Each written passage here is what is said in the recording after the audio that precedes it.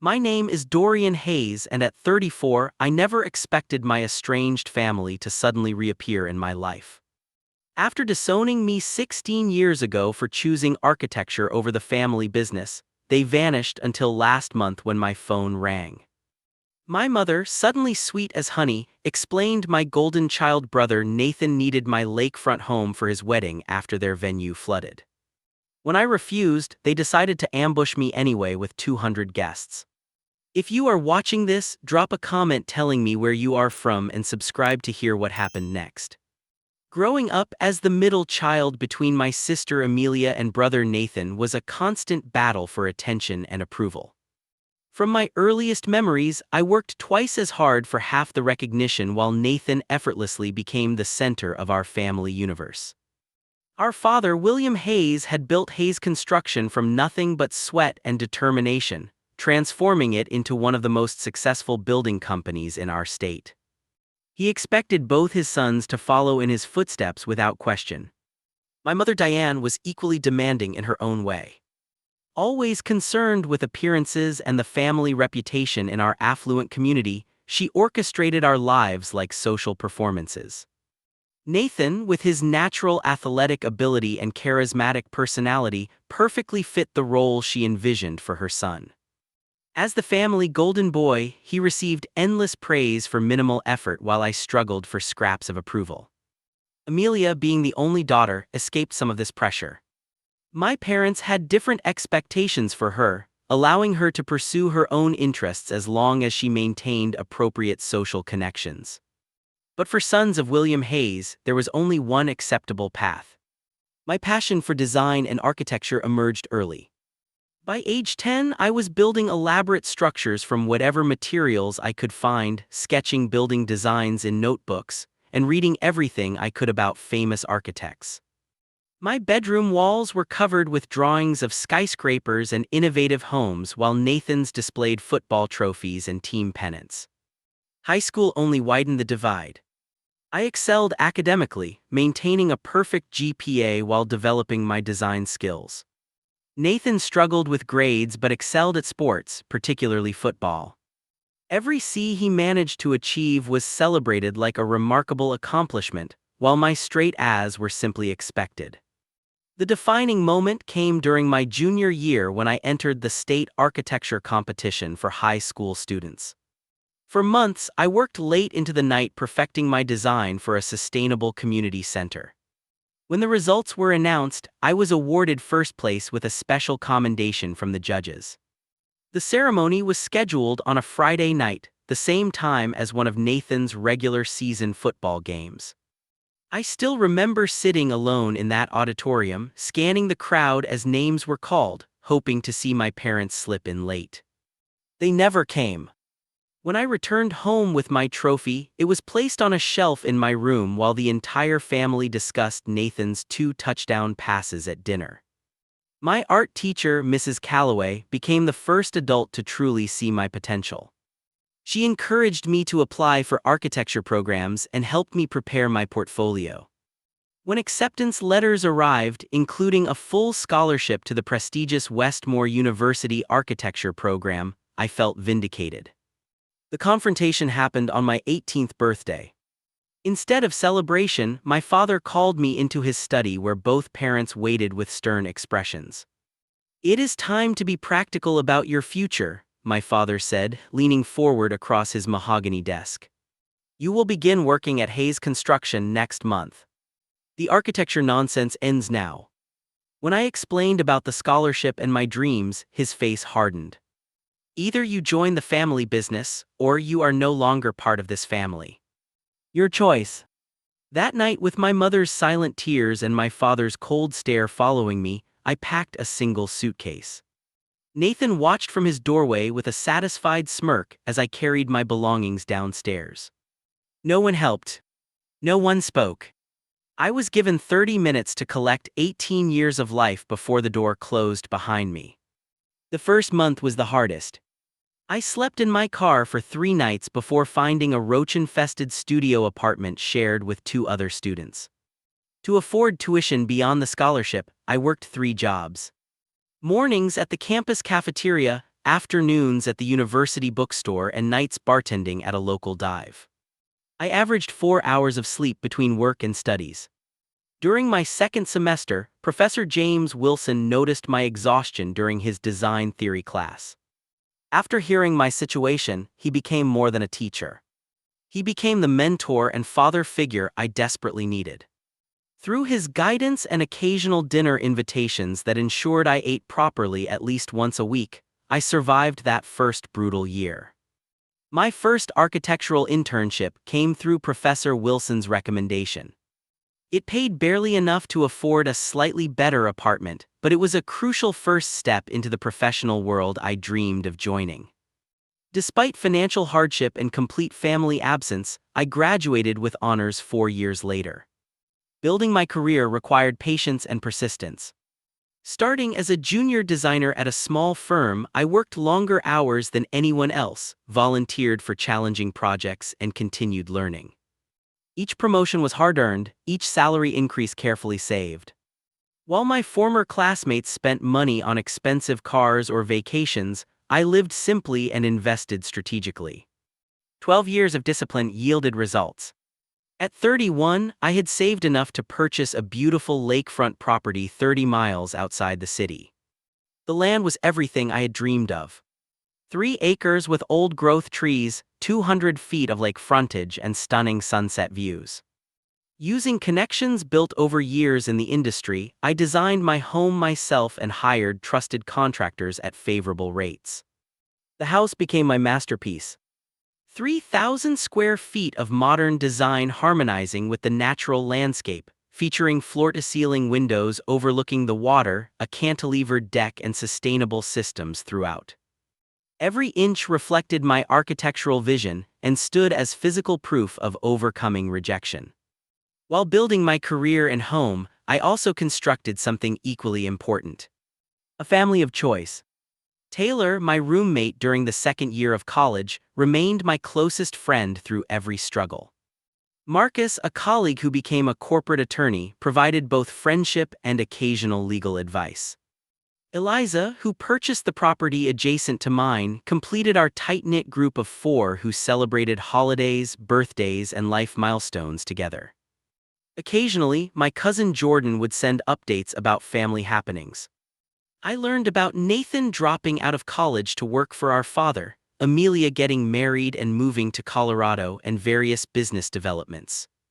I accepted long ago that I would never be welcomed back into the family circle. At 32, I became the youngest partner at Madison and Associates Architects, specializing in sustainable commercial spaces. My reputation in the industry grew along with my portfolio. The home I had designed and built became my sanctuary, a daily reminder that I had succeeded despite, not because of, my family. The phone call came on a Tuesday evening as I reviewed plans in my home office. Seeing "Mother" flash on my screen after 16 years of silence left me momentarily frozen. With trembling fingers, I answered, my heart racing with a confused mixture of anger, hope, and anxiety that perhaps someone had died. "Dorian, darling, how are you?" My mother's voice sounded unnaturally bright, as though we had spoken last week instead of 16 years ago. That artificial cheerfulness immediately triggered my suspicion, but somewhere beneath the caution, a tiny flame of hope flickered that perhaps, finally, my family wanted reconciliation. "Mom," I managed, my voice sounding strange even to myself. "Is everything okay?" "Of course, darling. Everything is wonderful," she chirped, launching into small talk as though bridging a brief gap rather than 16 years of complete silence. She asked about my health, commented on the weather, and avoided any acknowledgement of our estrangement with practiced ease. After several minutes of this surreal conversation, she finally reached her point. "Now I have the most exciting news. Your brother Nathan is getting married next month to Sophia Williams. Do you remember the Williams family? Real estate developers, absolutely lovely people." I remained silent, waiting for any recognition of the absurdity of this casual announcement after years of no contact. When none came, I simply replied, "Congratulations to Nathan." "Yes, it is so exciting." They have planned the most beautiful wedding at Lakeside Country Club, 220 guests, 6 bridesmaids, the works. Sophia has exquisite taste. My mother continued describing elaborate flower arrangements and custom table settings. Then came the pivot. But darling, we have had the most terrible situation develop. A water pipe burst at the country club and flooded the entire main hall. Everything is ruined and the wedding is in 2 weeks. Every suitable venue within 100 miles is booked solid. June is peak wedding season, you know. I felt the conversation's true purpose emerging like a shark fin breaking water. That sounds challenging, I replied neutrally. Well, Jordan has kept us updated on your life. Mentioned your lake house. From the pictures we have seen, it looks absolutely perfect for a wedding. That beautiful waterfront setting would be just what Sophia has dreamed of. The audacity left me momentarily speechless. 16 years of silence broken not for reconciliation, but because my property had become useful to them. She continued into the silence. Nathan has been absolutely devastated. You know, he has always been sensitive. A description I had never associated with my brother, who had watched with amusement as I was thrown out of my home. The business has been struggling lately, some contracts fell through, so we are not in a position to rent something extravagant last minute. Why not ask the Williams family? Surely they have connections, I suggested. My mother's tone changed slightly. There have been some disagreements between your father and Mr. Williams. Pride issues. Men can be so stubborn. As she described Nathan's golden child life, pieces fell into place. He had never worked particularly hard, dropping out of college after 2 years to join our father's business in an executive position. The company had paid for his luxury condo, his sports car, and apparently would have funded this extravagant wedding had business not recently declined. I know we have had our differences, my mother continued, the massive understatement hanging in the air. But that is all water under the bridge now. Ancient history. Family comes first in a crisis. I noted the conspicuous absence of an actual apology for years of abandonment. No acknowledgement of the pain caused or opportunities missed. Just a convenient amnesia now that they needed something from me. We would need access for 3 days. The decorators would come Thursday, wedding on Saturday, cleanup Sunday. Just 200 people, very intimate affair, she continued as though discussing borrowing a cup of sugar. We might need to spruce things up a bit, of course. Sophia has very specific aesthetic requirements. The implication that my carefully designed home needed sprucing up, for someone who had never even seen it, added insult to injury. Sophia would like the ceremony right at the waterfront. Nathan mentioned your master bedroom has lake views. It would be perfect for the bride to prepare.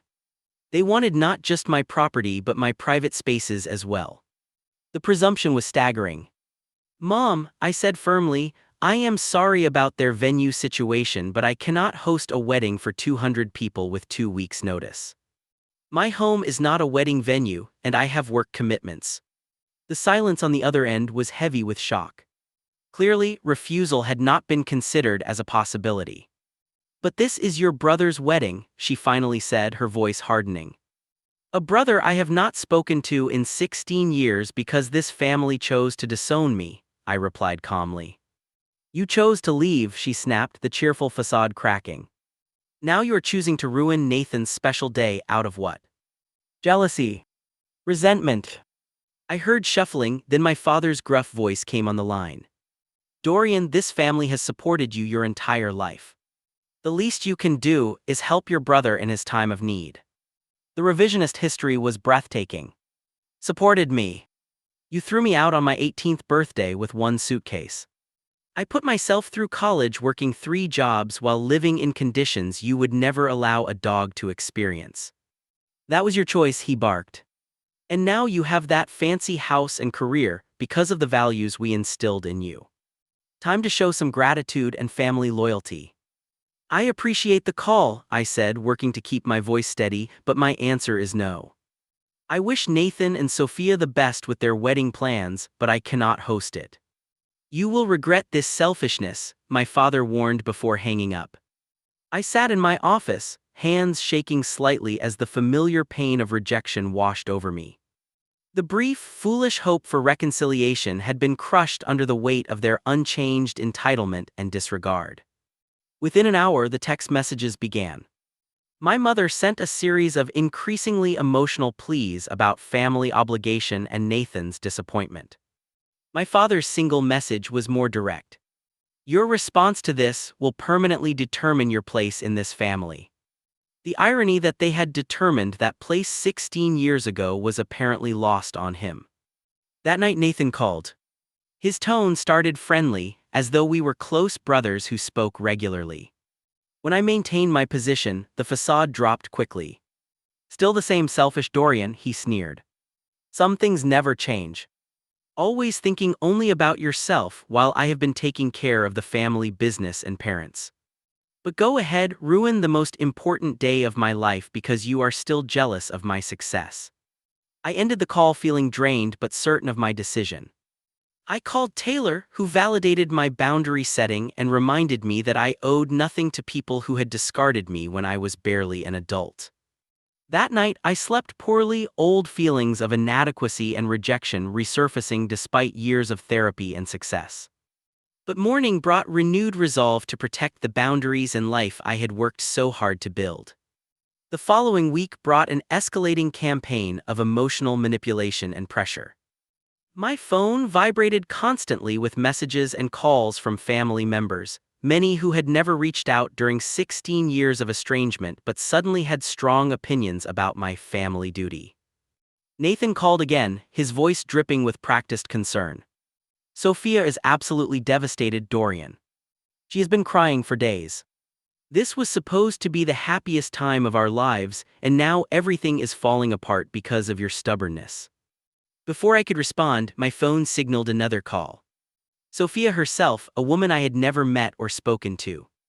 Dorian, this is Sophia Williams, she introduced herself with the confident tone of someone accustomed to getting her way. I wanted to personally explain how perfect your home would be for our special day. I have always dreamed of a waterfront wedding. When I politely maintained my position, her pleasant tone dissolved. It is just a house. Why are you being so difficult? Do you enjoy making people miserable? Nathan told me you have always been jealous of him, but this is beyond petty. The calls spread to extended family members. Aunt Margaret, who had sent me a Christmas card exactly once in 16 years, left a particularly hurtful voicemail. Family is a sacred obligation, Dorian. Your poor mother is beside herself with worry about Nathan's wedding.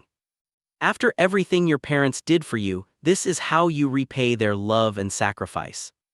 I always defended you when others said you were selfish, but perhaps they were right all along. Uncle Robert, my father's brother, texted.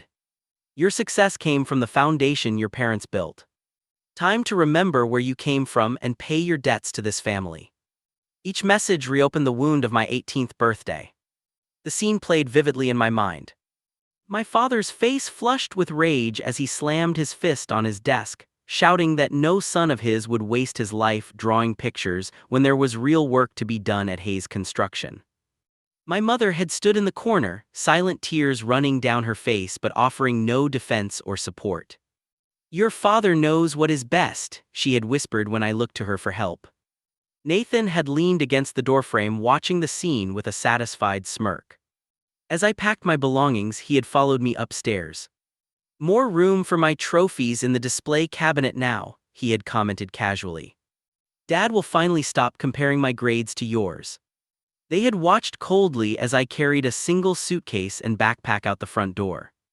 No offer of financial help for college, despite their considerable means. No guidance on where I might stay that night. At 18, with only $300 saved from summer jobs, I was suddenly homeless. That first night I had slept in my car in the Walmart parking lot, too shocked to even cry. The next day, I called the only two friends whose parents might let me stay temporarily. For 3 weeks, I rotated between couches until finding two students advertising for a third roommate in a studio apartment where I slept on a mattress on the floor. The contrast between this reality and my father's claim that they had supported me my entire life was so stark it would have been laughable if not so painful. During my first year of college, I ran into Nathan at a local restaurant where I was bussing tables on weekends. He was with a group of friends dressed in designer clothes, laughing over expensive meals. "Enjoying poverty?" he had asked loudly as I cleared a nearby table. "Dad said you would come crawling back within a month. Guess you are more stubborn than smart." When our grandmother died during my sophomore year, I learned about the funeral through a community obituary. Arriving at the service, I was seated in the back rows, separate from the family section where Nathan sat beside our parents receiving condolences as the devoted grandson. Each milestone I achieved came without family acknowledgement. My college graduation, passing my architectural licensing exam, my first major project, partnership at the firm, all celebrated with friends but marked by the absence of those who should have been most proud. As the wedding pressure continued, my work began to suffer. I missed details in design meetings, forgot client calls, and struggled to focus on deadlines. During an important presentation for a potential new commercial project, I lost my train of thought mid-sentence, something that had never happened in my professional career. My boss Anthony pulled me aside afterward. "Everything okay, Dorian? This is not like you at all." I brushed it off as temporary stress, unwilling to bring family drama into my workplace. But the truth was, the constant harassment was taking a significant toll. I slept poorly, lost my appetite, and found myself jumping whenever my phone rang. That Friday, I met Taylor, Marcus, and Eliza for our regular dinner. After maintaining a stoic facade all week, something in me finally broke when Taylor simply asked, "How are you holding up?" For the first time, I shared the complete history with all three friends together: the family ultimatum, being thrown out, working my way through college alone, and the current wedding situation. Marcus, who had only known pieces of my background, looked increasingly troubled as the story unfolded. "What they are doing is harassment, Dorian," he said when I finished. "You should document every call, text, and voicemail. If this escalates, you may need legal protection." Legal protection from my family? The concept seemed extreme, yet the pressure continued mounting daily. My mother began calling multiple times daily, each time with a new angle. One day she claimed chest pains from stress about the wedding.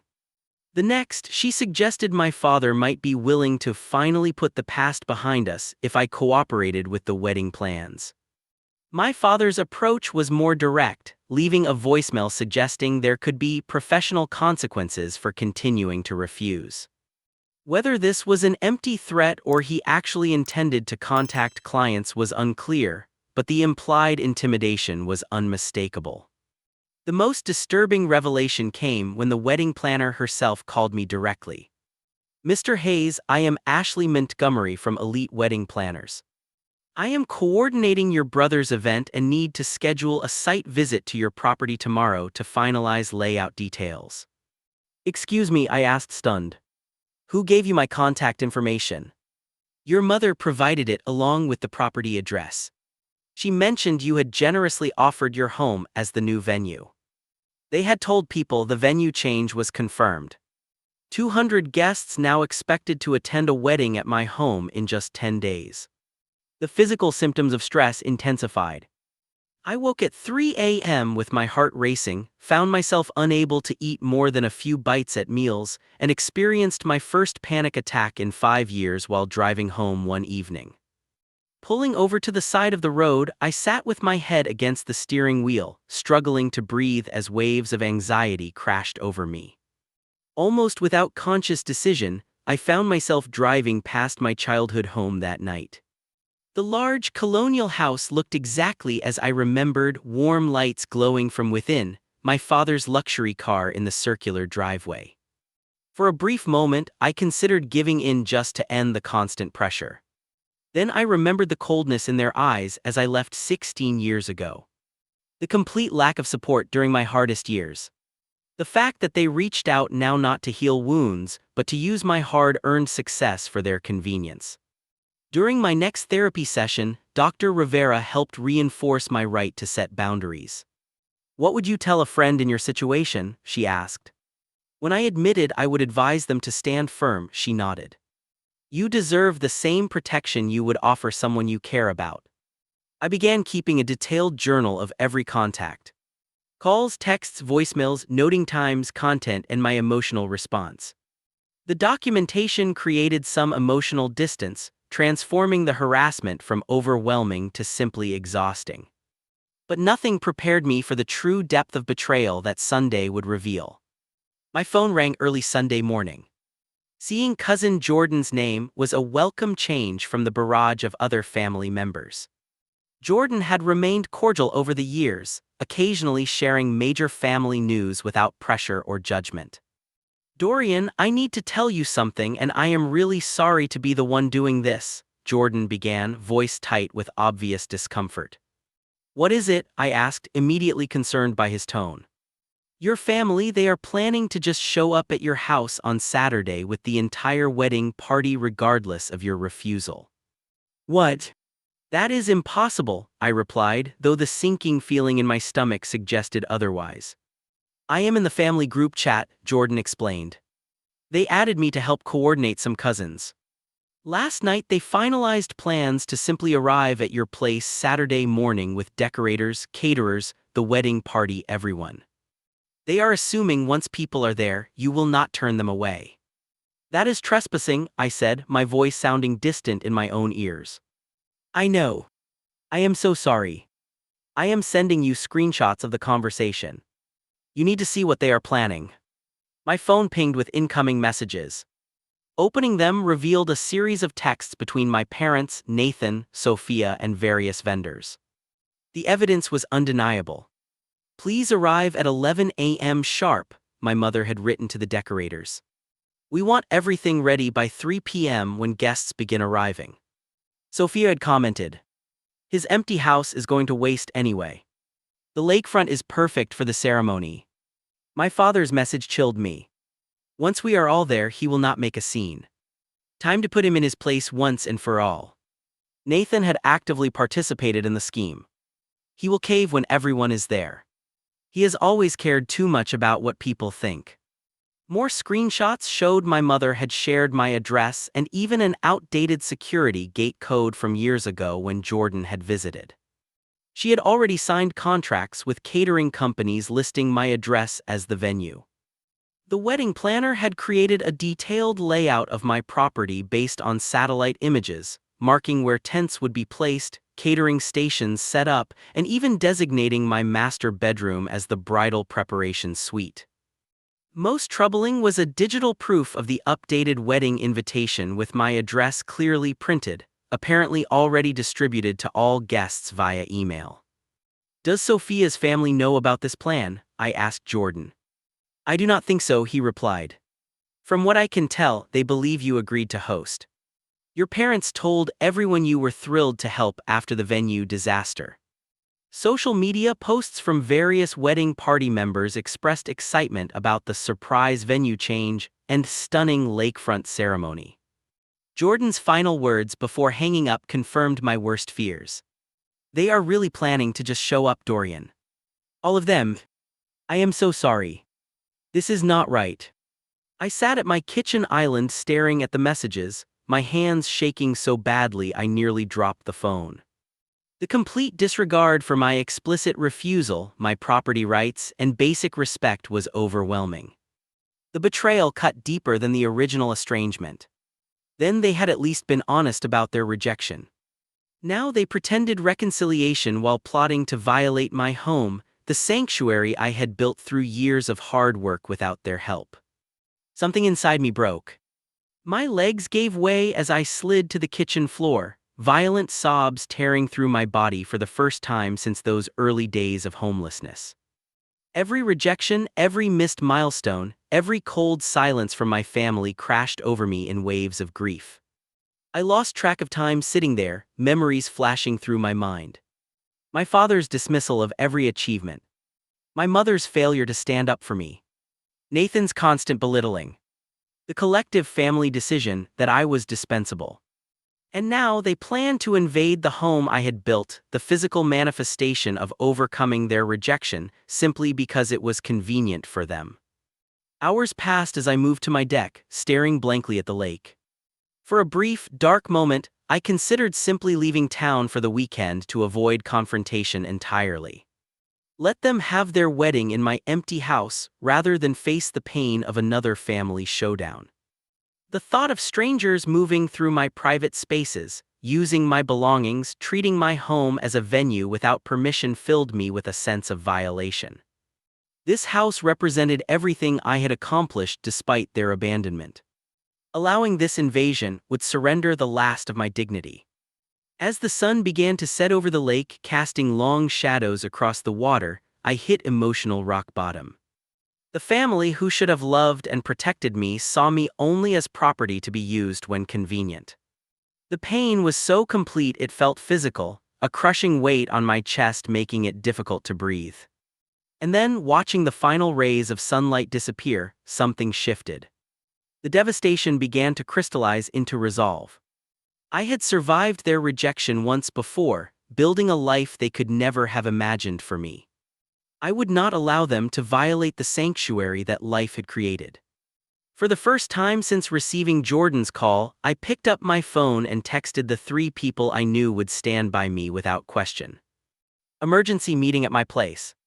Family situation critical. Need your help. I sent the text to Taylor, Marcus, and Eliza simultaneously. Within an hour, all 3 arrived, bearing food, drinks, and concerned expressions.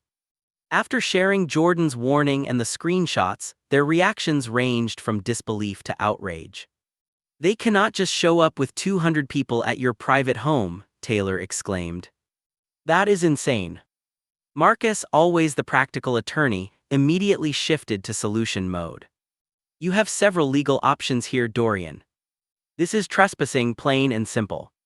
We need to document everything and establish a clear defense of your property rights." Eliza, typically the quietest of our group, surprised me with her vehemence. "After 16 years of nothing, they think they can just commandeer your home." Absolutely not. Their unified support strengthened my resolve. For the first time since the crisis began, I felt something beyond anxiety and hurt. I felt determination. Marcus made a call to Patricia Woods, a colleague specializing in property law. "She can see you tomorrow morning at 8. This situation warrants immediate legal consultation." Early Monday, I sat in Patricia's office explaining the bizarre circumstances. She listened without interruption, occasionally making notes, her expression growing increasingly concerned. "Mr. Hayes, what your family is planning constitutes criminal trespassing. You have clearly denied permission for them to enter your property, and you have documentation of this denial. Their plan to arrive anyway with vendors and guests shows clear intent to violate your property rights." She outlined my options, from restraining orders to police involvement if necessary. "Document everything. Every call, every text. Forward me those screenshots immediately. We can file for a temporary restraining order based on the harassment and planned trespassing." My next call was to Ryan Blackwell, a former client who owned a security company. After explaining the situation, he agreed to meet me at my home that afternoon to assess security needs. Ryan walked the property perimeter with me, identifying vulnerable access points and suggesting immediate upgrades. "Your electronic gate is good, but we should change all codes immediately. I recommend additional cameras covering all potential entry points with remote monitoring capability." He gestured toward the lakefront. "They could potentially access by boat, so coverage there is essential too." He proposed a comprehensive security plan. Upgraded electronic systems, 4 professional security personnel on site for the wedding weekend, and coordination with local police about the potential situation. "We will have 2 personnel at the main gate, 1 monitoring security feeds and 1 patrolling the property perimeter. Anyone without explicit permission will be turned away, politely but firmly." My next step was contacting the local police department. Detective Morris reviewed the evidence of harassment and the planned trespass with professional concern. "We do not typically get involved in family disputes, Mr. Hayes," he explained, "but this crosses several legal lines. We will have officers aware of the situation and ready to respond quickly if needed on Saturday. With the filing of a temporary restraining order through Patricia and security arrangements confirmed with Ryan, I turned to practical preparations. I arranged to take Friday and Monday off work, giving me a 4-day window to handle whatever aftermath might come. All 3 friends volunteered to stay with me throughout the weekend for moral support. Strength in numbers, Taylor insisted. Plus, I want front row seats when your entitled family gets shut down. I set an email autoresponder and blocked most family numbers, leaving only Jordan's line of communication open for updates. Important documents and valuables were secured in case of any forced entry attempt. The master bedroom door received a new keypad lock that only I could access. An extended phone session with Dr. Rivera helped prepare me emotionally for the confrontation ahead. Remember that maintaining your boundaries is not cruel or selfish, she emphasized. You have the right to determine who enters your home and under what circumstances. With each preparation step, the feeling of helpless victimhood diminished, replaced by empowerment. For perhaps the first time since being thrown out at 18, I felt completely in control regarding my family. Eliza suggested documenting everything visually as well. If they try to spin this on social media or with family, you will have evidence of exactly what happened. We practiced potential confrontation scenarios with friends role-playing family members while I rehearsed calm, firm responses. Physical preparation became equally important. I focused on getting proper sleep, eating regularly, and daily lakeside walks to manage stress.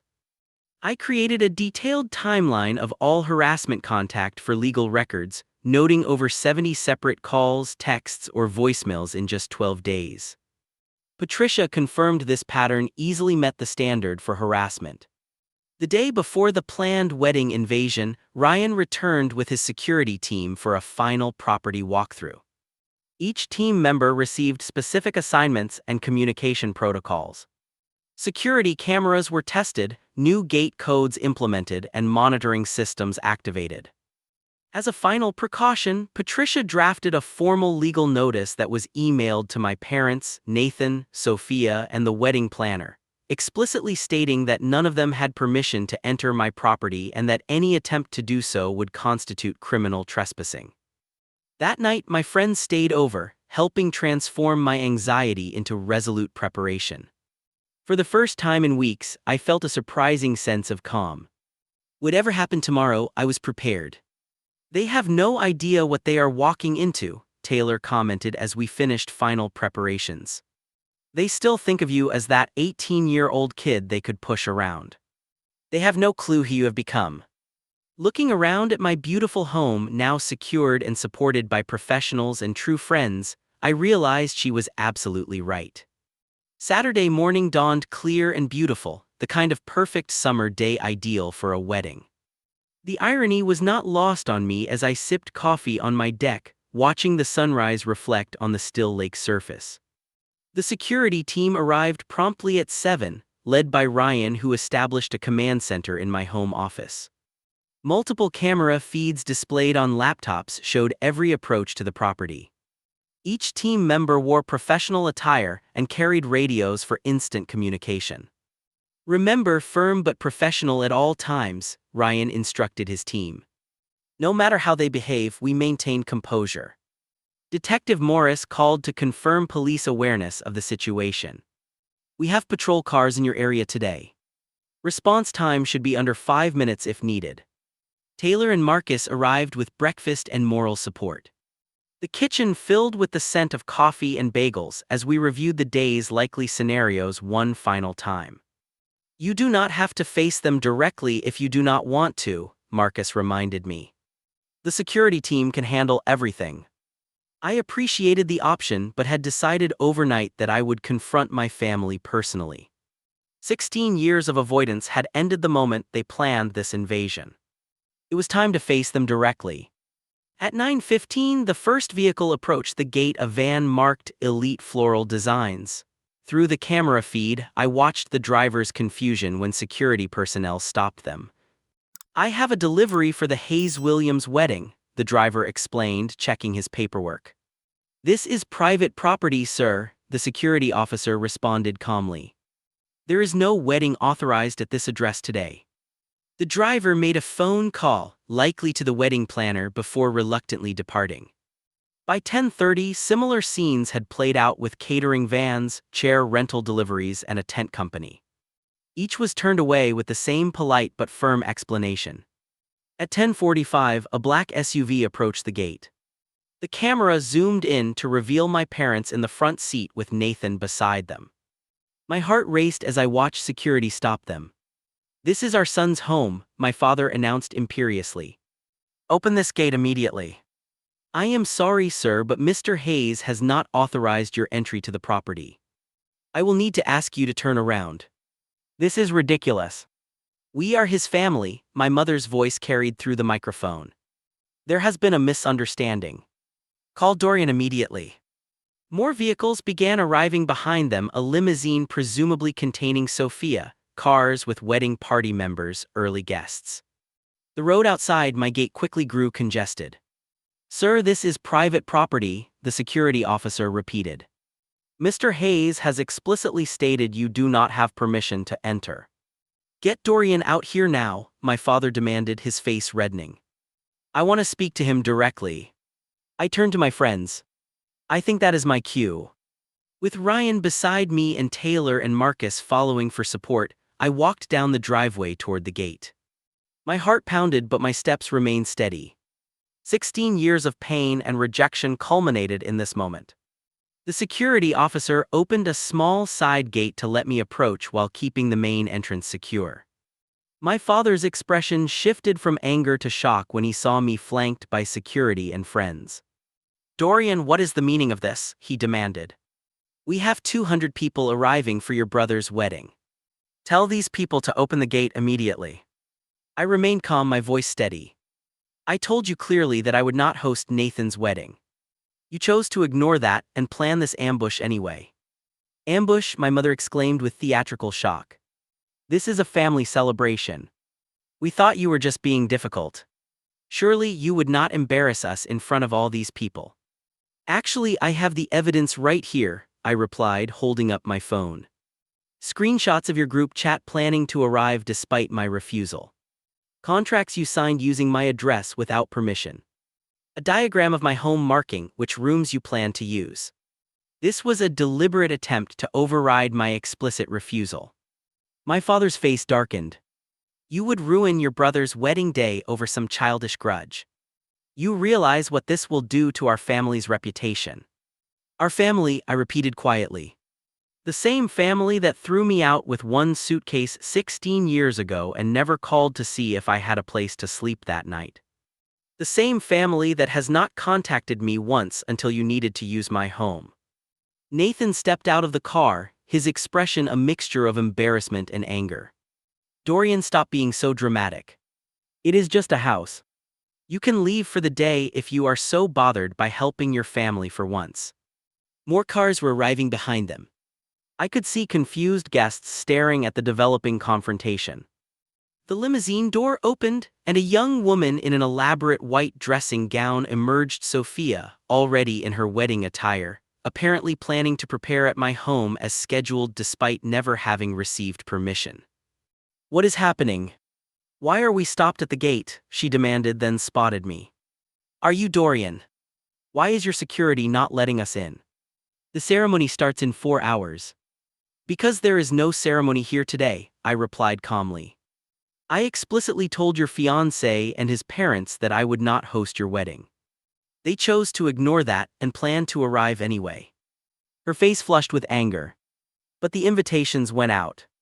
Everyone is coming here. Invitations you sent listing my address without my permission." An elegant couple emerged from one of the cars behind the limousine. From their resemblance to Sophia, I assumed they were her parents. "What seems to be the problem?" her father asked, approaching our growing circle of tension. "Dorian refuses to let us use his home for the wedding," Nathan explained, conveniently omitting the fact that I had never agreed to it in the first place. Mr. Williams looked confused. "I thought this was all arranged weeks ago." Diane, you told us Dorian was thrilled to host. My mother's face paled slightly. There was just a small misunderstanding. No misunderstanding, I interrupted, showing him my phone. I have documentation of every conversation where I refused, followed by their plan to arrive anyway and force the issue. They never had my permission at any point. Sophia's father's expression transformed from confusion to anger as he scrolled through the evidence. You planned to use his home without permission. After he explicitly refused. And you did not think to mention this minor detail to us. The confrontation expanded as more guests arrived, creating a growing traffic situation on my normally quiet road. Security maintained a protective perimeter as the scene grew increasingly chaotic. My father attempted to reassert control. This is a family matter that has gotten out of hand. Dorian is being unreasonable. Unreasonable, Mr. Williams interrupted. You told us your son had generously offered his beautiful home. You never mentioned it was against his will. Do you have any idea how this makes us look? A police cruiser arrived, lights flashing. Officer Martinez approached our group, nodding to me in recognition from my earlier visit to the station. Is there a problem here? He asked professionally. These individuals are attempting to access private property without permission, Ryan explained. Mr. Hayes has documentation of repeated refusals and a restraining order. The officer reviewed the restraining order Patricia had secured and nodded. I need everyone who is not authorized to be on this property to return to their vehicles and leave immediately. You are currently in potential violation of trespassing laws. This is ridiculous, my father exploded. We will sue for this embarrassment. You have no legal grounds, Marcus stepped forward, introducing himself as my attorney. Mr. Hayes has clearly and repeatedly denied permission for use of his property. Any legal action would only further document your attempted trespassing. The situation had reached its breaking point. With police presence supporting my position, my family had no choice but to leave. This is not over, my father warned as they returned to their vehicle. Actually it is, I replied with unexpected calm. 16 years ago, you made your choice about my place in this family. Today I made mine. As they drove away, the wedding party and guests followed in a chaotic procession of confusion and disappointment. Sophia was openly sobbing in the limousine while her parents appeared to be having a heated argument with my mother through the car windows. Within 30 minutes, the road was clear. The security team remained vigilant as we returned to the house. My phone immediately began vibrating with messages ranging from my mother's tearful accusations of cruelty to more distant relatives expressing shock or, surprisingly, understanding. One text from Aunt Catherine stood out. I always thought how they treated you was wrong. Today confirmed it. Take care, nephew. I turned off my phone and joined my friends in the kitchen. Taylor poured champagne for everyone, including the off-duty security team members. To boundaries, she toasted, raising her glass. And to the man who had the courage to enforce them. That night, I slept more peacefully than I had in weeks. The confrontation I had dreaded for so long was over, and I had emerged with my dignity and boundaries intact. Whatever came next, I had reclaimed my power in the relationship, something that had been taken from me at 18 years old. The days following the confrontation brought an unexpected mixture of emotions.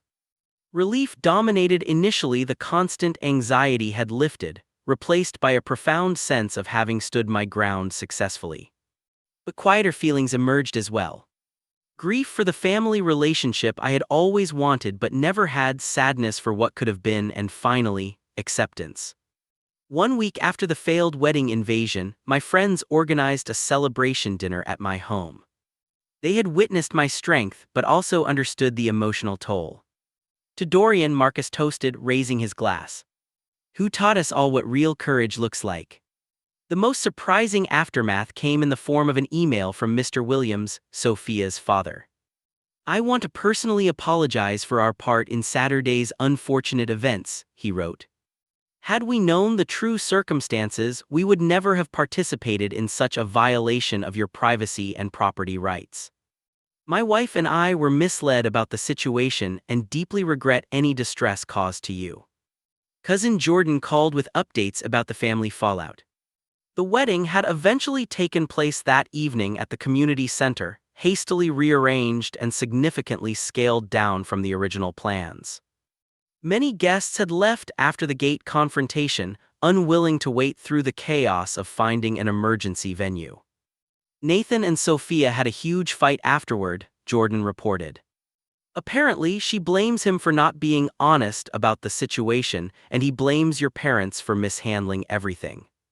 Your father is furious and still threatening legal action, though his attorney apparently told him he has no case. Most surprising was learning that several relatives had questioned the family's version of history after witnessing the confrontation.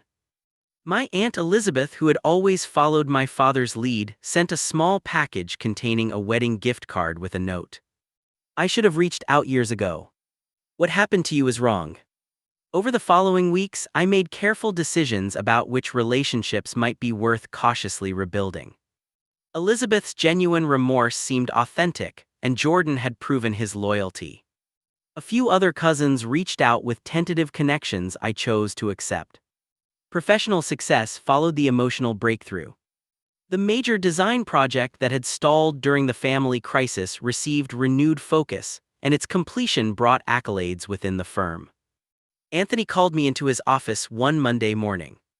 The Westlake Commercial Center design is being featured in Architectural Digest next month, he announced. The client is thrilled, and the partners have discussed offering you a senior partnership position. Your work this quarter has been exceptional, despite whatever personal challenges you were managing. The relationships with my chosen family deepened further. 3 months after the confrontation, I hosted a small lakefront gathering to thank those who had supported me. Looking around at the genuine connection and love present on my deck that evening, I realized I had built something more valuable than any biological family had offered. The study that had been designated as the bridal suite in my family's invasive plans underwent renovation, transformed into a peaceful meditation space filled with natural light. The symbolic reclaiming of the space helped complete my emotional recovery. 6 months after the wedding debacle, an unexpected email arrived from Nathan. The subject line, "Overdue apology," caught my attention immediately. "Sophia and I have separated," he wrote. The wedding disaster was just the beginning of problems. During counseling, I have been forced to confront some uncomfortable truths about our family dynamics and my part in them. I was awful to you, Dorian. When you were thrown out, I was secretly pleased because it meant more attention and resources for me. I never considered what that meant for you until recently. I cannot undo the past 16 years, but I wanted you to know I recognize the harm caused. The email ended with a tentative question about whether I might consider meeting for coffee sometime. After careful consideration and discussion with Dr. Rivera, I agreed to a limited, public meeting with clear boundaries. Our parents, predictably, maintained their position of righteous indignation. My father sent a formal letter through his attorney demanding I cease making false accusations about family matters to extended relatives. My mother's approach was more emotional, leaving tearful voicemails about my cruelty without ever acknowledging their original rejection or recent invasion attempt. I chose not to respond to either, maintaining the boundaries I had worked so hard to establish. The 1-year anniversary of the confrontation brought profound reflection. Meeting with Dr. Rivera, I explored the journey from abandoned teenager to self-sufficient adult capable of standing firm against family pressure. I spent years trying to forgive myself for still wanting their approval, I admitted. Part of me still felt like that 18-year-old, wondering what was wrong with me that my own parents could discard me so easily. And now, she prompted. Now I understand it was never about my worth.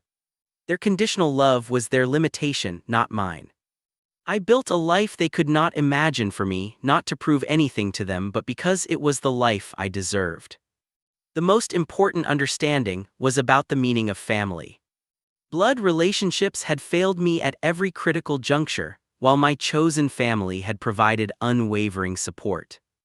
Family is defined by love, respect, and mutual care, I told Taylor during a quiet evening conversation. Not by DNA or obligation. As part of my healing process, I redesigned my lakefront garden, creating a space of tranquility and renewal.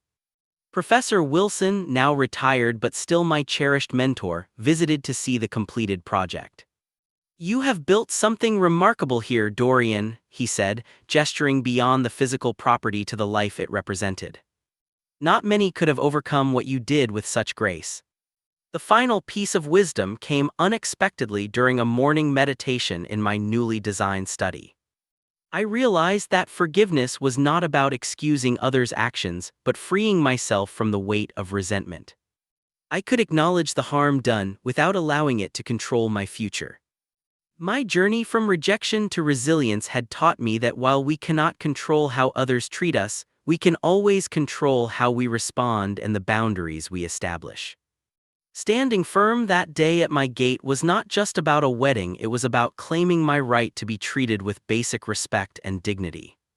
Looking out over the lake from my deck that evening, I felt a profound sense of peace.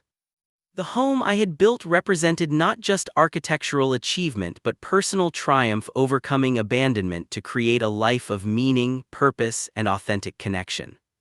Have you ever had to stand up to family pressure when they crossed important boundaries?